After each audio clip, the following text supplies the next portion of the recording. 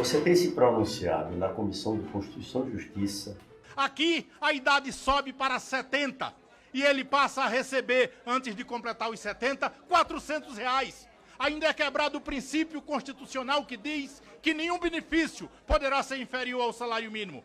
De onde os senhores tiram que isso é para corrigir privilégio? Que isso não prejudica os mais pobres? Que isso atinge os ricos? Onde os senhores conseguem ler isso? Já produziu artigo sobre a proposta do governo de reforma da Previdência. Hoje eu vi no Portal Vermelho uma matéria dando conta de que no Chile, em razão da capitalização da Previdência que era pública, aumentou o número de suicídios de idosos. E, segundo alguns analistas, tem a ver esse fenômeno em relação direta com a sensação de que dos idosos, dos trabalhadores que envelheceram no Chile, deram conta de que no final da vida não tinham mais proteção nenhuma. Questões como essa, que dizem respeito à proposta de reforma da Previdência. Você que é um deputado que atua no parlamento e também na rua, ligado às bases e envolvido com esse esforço de combinar a pressão das ruas com o parlamento, em que medida a proposta do governo de reforma da Previdência contém elementos, digamos assim, de grande aderência na preocupação do homem comum, do cidadão, da cidadã comum, que nós devêssemos agora explorar no bom sentido, no sentido de esclarecer mais e mais as pessoas e a levantar essa resistência democrática, a resistência à reforma da Previdência conforme ela vem sendo apresentada pelo governo. É senso comum que a Previdência precisa de uma reforma, mas não é essa a proposta que resolve o problema da Previdência. O problema da Previdência está principalmente nos municípios e nos estados. No governo Fernando Henrique, ele aprovou uma legislação que obrigava os municípios a irem criando os seus fundos próprios de previdência. No começo, isso parecia uma vantagem. Você criava o fundo, ia fazendo um recolhimento para o fundo e o fundo não pagava aposentado nenhum. Quando, nesses municípios, as pessoas começaram a se aposentar, e às vezes eles entram em grandes grupos, porque isso está relacionado à data em que fizeram os concursos para entrarem no serviço público, os fundos hoje, em sua maioria, são deficitários. E é um problema porque o município não tem recursos próprios para resolver o problema. Creio que foi um erro os municípios terem enveredado ou terem sido obrigados a enveredar pelo caminho do Fundo Próprio de Previdência. Então aí é onde está o problema da Previdência, que é preciso ser debatido e se encontrar uma solução. A proposta que o Bolsonaro apresenta não trata esse assunto. Pelo contrário, ela agrava os problemas da Previdência Social. O Brasil tem um conceito muito avançado de seguridade social. O Brasil agrupou a saúde, as políticas sociais, as ações sociais e a Previdência dentro de um conceito só de seguridade. E o dinheiro que vai para a seguridade não é só o dinheiro da contribuição previdenciária. O Brasil tem uma política avançada nesse sentido, que ele tributa, inclusive, os lucros das empresas. É das poucas nações do mundo que tributa os lucros e os dividendos para engordar a receita da Seguridade Social. E a Seguridade Social, ela é superavitária. Tanto que incide sobre ela a DRU, que é aquele mecanismo que o governo, todos os governos fizeram, adotam para contingenciar a parte importante do orçamento. E você só contingencia o que tem dinheiro, não contingencia o que tem déficit. E incide sobre a Seguridade Social a DRU, que é uma demonstração de que ela é superavitária. A Previdência Social, ela não pode ser responsabilidade só do próprio trabalhador. Ela é uma política de proteção do trabalhador quando ele perde a sua capacidade laboral, quando vai ficando idoso, quando vai ficando velho. No mundo inteiro é assim, principalmente nos países desenvolvidos. No Brasil, o que aconteceu? Quando foi feita a Constituição de 88, ela resolveu estabelecer o direito para uma população que não havia contribuído para a Previdência antes, que são os trabalhadores rurais. Eles não tinham contribuído com a Previdência antes, mas ganharam o direito de se aposentar por idade. E isso foi muito importante, porque é isso que mantém a economia das pequenas cidades do interior e da periferia das grandes cidades. Você chega hoje numa pequena cidade do interior de Pernambuco, seja ela qual for, a economia lá funciona da seguinte maneira. Você tem a prefeitura, você tem o Bolsa Família e você tem a Previdência Social. Então essas famílias, elas têm uma renda que movimentam a feira, movimentam o comércio local. Isso dá vida à cidade, dá vida à economia da cidade. O que o governo está pretendendo com a reforma? Ele causa um impacto tão grande na economia dessas cidades, quando ele ataca os direitos do trabalhador rural, quando ele ataca o direito das mulheres, quando ele ataca os direitos do BPC, do Benefício de Prestação Continuada. Tem cidades no interior que o que ela recebe como pagamento da Previdência no mês é superior ao FPM, que é o Fundo de Participação do Município, que é a principal arrecadação de toda a cidade do interior. Então é um dinheiro que será subtraído dessas economias e será subtraído dessa população mais pobre, que é um dinheiro transformado em remédio, é um dinheiro transformado em pagamento de conta de luz, é um dinheiro transformado em comida. Quando você tira o dinheiro dessas cidades, você deixa essa população numa situação de miserabilidade muito grande e fragiliza demais essa economia. E o governo o que faz ainda? Ele tenta introduzir, Luciano, o regime de capitalização, que é exatamente o que ocorreu no Chile. O regime de capitalização, você pega o trabalhador e entrega a ele a própria sorte. Pelo modelo brasileiro, que é o que está escrito lá no projeto, não haverá contribuição nem da prefeitura, nem do Estado, nem do governo federal, se for servidor municipal, estadual ou federal. E não haverá também contribuição da empresa, se for um trabalhador na iniciativa privada. Cada trabalhador terá uma conta nominal, ele irá fazer seu próprio depósito, a sua própria capitalização.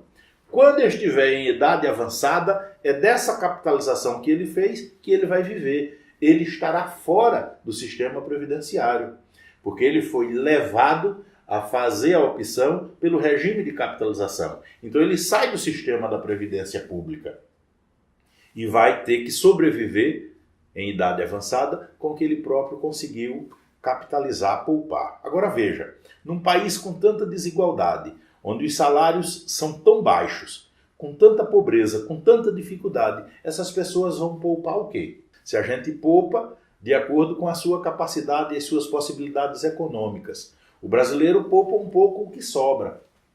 O que vai sobrar? Que já não sobra nada, o trabalhador brasileiro já tem dificuldade de pagar as suas contas. E o que é mais grave?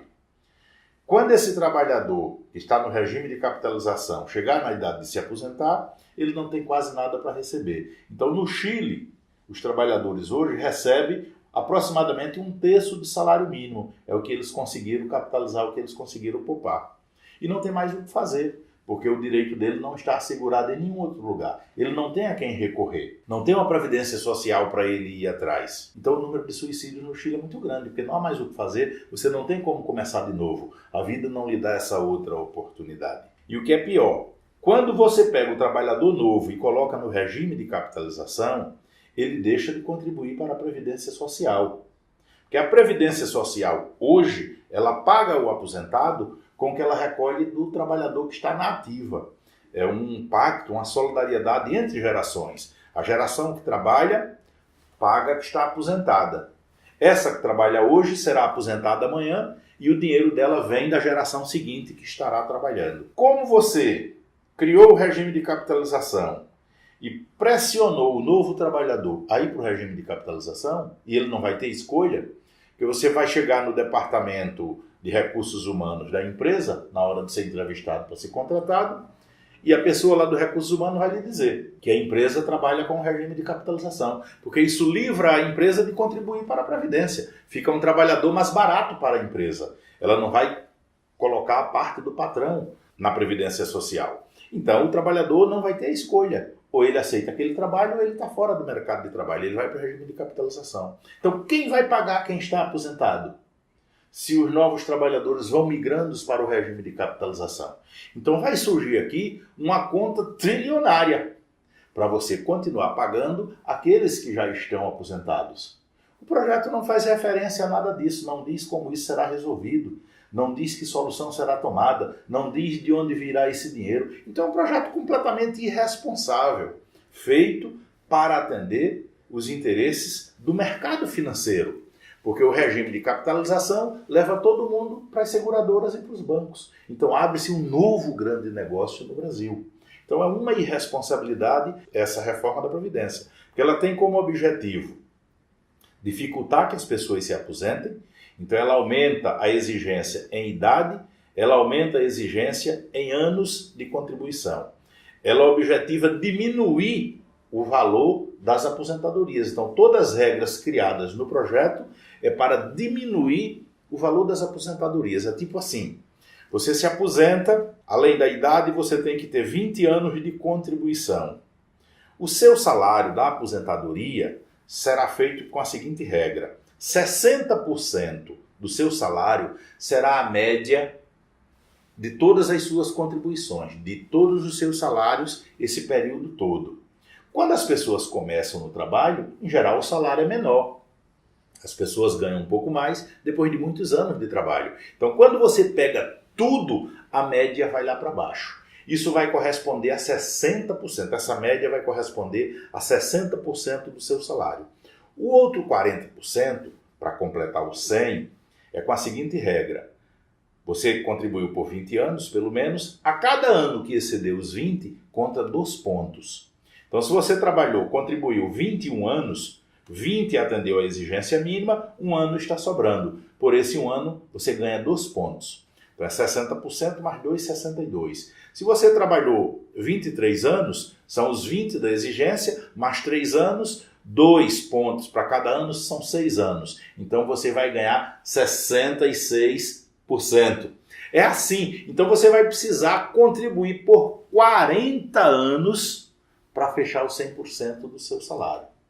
Então são regras que têm como objetivo diminuir o valor da aposentadoria. E também tem como objetivo diminuir, enfraquecer a ação social, as políticas sociais. Que o trabalhador hoje que completa a idade de se aposentar e não contribuiu por 15 anos, esse período vai aumentar para 20, ele não se aposenta pela Previdência. Ele entra para o que se chama de BPC, que é uma ação social, uma política social. Ele vai receber um salário mínimo. BPC quer dizer benefício de prestação continuada. O governo agora eleva essa idade de 65 para 70 anos. Então você só vai se aposentar pelo BPC com 70 anos. No Nordeste, a expectativa de vida beira os 70. Ou seja, muita gente não vai conseguir sequer chegar ao período de se aposentar. E até lá, até completar os 70, ao invés de receber um salário mínimo como você recebe hoje a partir dos 65, você vai receber apenas R$400 até completar os 70 anos. O governo acaba com o abono salarial para quem ganha entre 2 e 1 salário mínimo. O abono salarial é o seguinte: o trabalhador brasileiro que ganha de 2 salários mínimos para baixo, ele recebe todos os anos um abono salarial. É uma espécie de 14º salário. Quem paga a ele não é o empregador, é o PIS/PASEP, que ele recebe esse abono. O governo elimina a faixa entre 2 e 1 salário mínimo, que é onde está a maioria dos trabalhadores brasileiros. Os estudos mostram que a maioria dos salários é por volta de R$1.200, R$1.300, está um pouco aí nessa faixa. Então você está acima de um salário mínimo. Entre 1 e 2, o governo lhe exclui. Vai ter direito ao abono só quem ganha um salário mínimo daí para baixo. Então só com essa restrição do abono salarial, reduzindo a faixa entre 2 e 1 salário mínimo, e o BPC, com essa parcela de apenas R$400 durante um período até o trabalhador completar 70 anos, o governo deixará de gastar, ou a Previdência, 185 bilhões. Quando você vai olhar o que é isso, serão 185 bilhões retirados da economia do país de uma população que ganha de 2 salários mínimos para baixo. É exatamente onde está a faixa mais pobre da nossa população. Por isso onde se diz que a reforma previdenciária proposta por Bolsonaro é contra os mais pobres. Contra os mais pobres. Claramente contra os mais pobres. Então o que acontece? Você vai tirar 185 bilhões de pessoas que ganham muito pouco e que até não conseguiram ao longo de sua vida as condições para se aposentar. Por isso vão parar no benefício de prestação continuada, não é? Que é o dinheiro que vai sair da periferia ou do entorno das grandes cidades e vai sair das cidades do interior, que é exatamente o recurso que permite que essas famílias botem comida, botem alimento dentro de casa e, por outro lado, permite também a movimentação da economia. Então essa é a reforma. Ela ataca muitos mais pobres, ela ataca muitas mulheres, prejudica muitas mulheres, é cheio de pontos na reforma em que dificulta as condições de vida e de aposentadoria das mulheres. Ela coloca a própria previdência social em risco quando ela cria o regime de capitalização, e no regime de capitalização vai ser um sacrifício sem fim para os trabalhadores no final da vida, porque eles não terão outras alternativas. A resistência às intenções antipopulares do governo Bolsonaro se dá no parlamento, se dá nas ruas e se dá nas redes. Há espaço e oportunidade para cada um de nós participar. Se você tem interesse nessa luta e quer participar, se inscreva aqui em nosso canal. Acompanhe, opine, debata. E acompanhe o desempenho de Renildo Calheiros nas redes sociais. Acompanhe, procure entrar em contato com o mandato de Renildo para se esclarecer mais e até contribuir com suas próprias opiniões. Defenda a sua aposentadoria. Ou no final, quem quebra é você. Uma campanha do PCdoB.